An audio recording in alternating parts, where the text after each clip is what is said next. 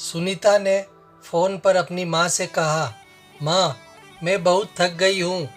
घर संभालते संभालते यहाँ मेरी थकान किसी को नज़र नहीं आती। कुछ दिन आराम करना चाहती हूँ। सोच रही हूँ कुछ दिनों के लिए अपने मायके आ जाऊँ। आते हुए अपने बच्चों को भी साथ ले आऊँगी। वे वहीं से स्कूल चले जाएंगे। आखिर एक ही शहर में ससुराल और मायका होने का कुछ तो फ़ायदा मिले। रेणुका जी ने दूसरी तरफ से कहा, हाँ बेटा, जब तेरी इच्छा हो आ जाना। आखिर ये तेरा भी तो घर है। ठीक है माँ, तो मैं कल ही आ जाऊंगी। सुनीता खुश होकर बोली, हाँ बेटा, कल आ जाओ। मैं तुम्हारा इंतज़ार करूंगी। अभी मैं फ़ोन रखती हूँ, मुझे मंदिर भी जाना है। रेणुका जी ने फ़ोन रख दिया और सीधे किचन में चली गई। किचन में खाना बना रही बहू से बोली, अरे अनुराधा सुनो, कल तुम्हारी ननद आ रही है। आज बाजार जाकर फल, सब्जी और मिठाइयाँ लेकर आना। बेचारी मेरी बेटी ससुराल में नौकरों की तरह काम करती है और उस पर कोई ध्यान ही नहीं देता।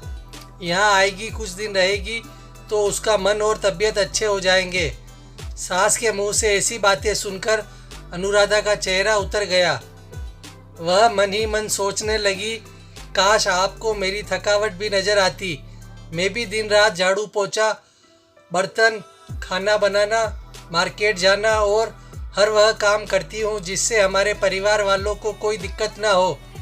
काश आप मुझ पर भी ध्यान दे पाती। आपकी बेटी तो जब मन में आता है तब यहाँ आ जाती है, लेकिन मैं साल में एक बार ही अपनी माँ के पास जाती हूँ, तब भी आपको प्रॉब्लम होती है। मैं भी इंसान हूँ, मेरा भी मन है। मुझे भी लगता है अपनी माँ के पास जाकर थोड़ा आराम करूँ, सुख दुख की दो चार बातें करूँ, अपना मन हल्का करूँ। भगवान अब तुम ही कुछ करो ताकि मेरी सास की आंखें खुले और उसे मेरी थकावट भी नज़र आए।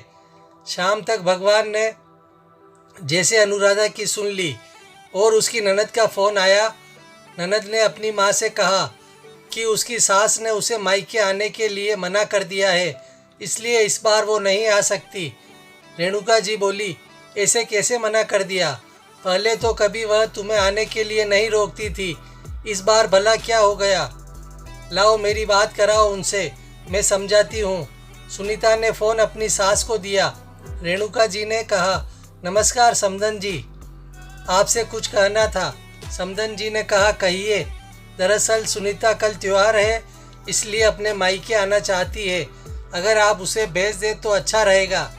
सुनीता की सास ने कहा, देखिए समधन जी, आपकी बेटी मायके जाकर रहे, इस बात के लिए हमने उसे कभी नहीं रोका और इस बात से हमें कोई प्रॉब्लम है भी नहीं। कुछ दिनों पहले मैं अपने रिश्तेदार के शादी में गई थी। वहाँ आपकी बहू अनुराधा की माताजी से मिलने का मौका मिला। उनसे गपशप करने के दौरान उनकी बातों से पता चला कि अनुराधा को साल में एक ही बार अपने मायके जाने को मिलता है और वह भी बहुत कम समय के लिए। मुझे लगता है आपको पहले अनुराधा को उसके मायके भेज देना चाहिए और वह जब मायके होकर आ जाएगी तो मैं सुनीता को आपके पास भेज दूंगी। एक बहुत ज़रूरी बात जो मुझे लगता है आपको समझ लेनी चाहिए कि आपको अपनी बहू को भी बेटी की तरह या बेटी से भी ज़्यादा प्यार देना चाहिए। उसे भी मायके जाने की इच्छा होती होगी। हो सकता है सुनीता के वहाँ आने से उसकी आओभगत करने के लिए आप उसे उसके मायके नहीं भेजती होगी, या फिर वह आपसे कुछ कहने से अभी डरती हो। अगर आप उसको घर में ही कैद रखेंगी तो एक दिन ऐसा आएगा जब वह आपके खिलाफ बोलने लगेगी, फिर वह आपकी सुनेगी भी नहीं और जब चाहे तब अपने मायके चली जाएगी। ऐसी परिस्थिति आए, इससे अच्छा है कि आप ही कुछ बदलाव अमल में लाए जिससे आपका रिश्ता और रिश्ते की मिठास खराब ना हो। रेणुका जी को अपने समधन के हर एक शब्द में सच्चाई नजर आई।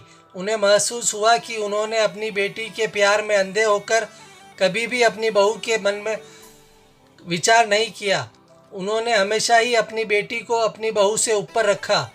दूसरी तरफ सुनीता भी अपनी भाभी के बारे में हो रही इस बातचीत को सुन रही थी।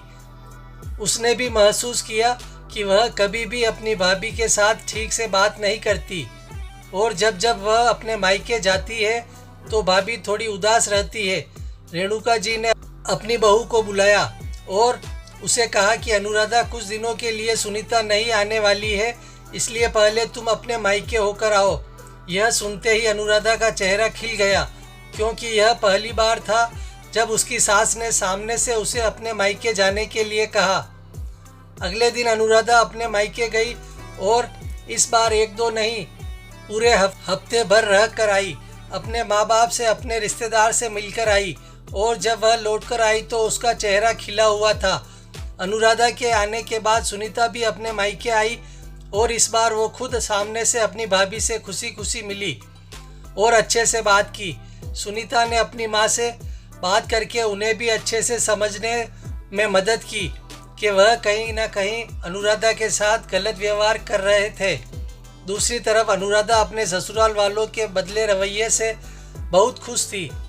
अब वह खुशी खुशी सबका ध्यान रखती और हर काम प्यार से करती। वह ध्यान रखती कि कोई भी ऐसी बात या ऐसा काम ना करे जिससे घर में तनाव का माहौल पैदा हो। रेणुका जी अपनी बहू को खुद ही समय समय पर मायके भेज दिया करती। एक छोटे से बदलाव ने सास बहू और भाभी ननद के बीच की कड़वाहट को दूर कर दिया और रिश्तों को और भी ज़्यादा मीठा और मजबूत कर दिया।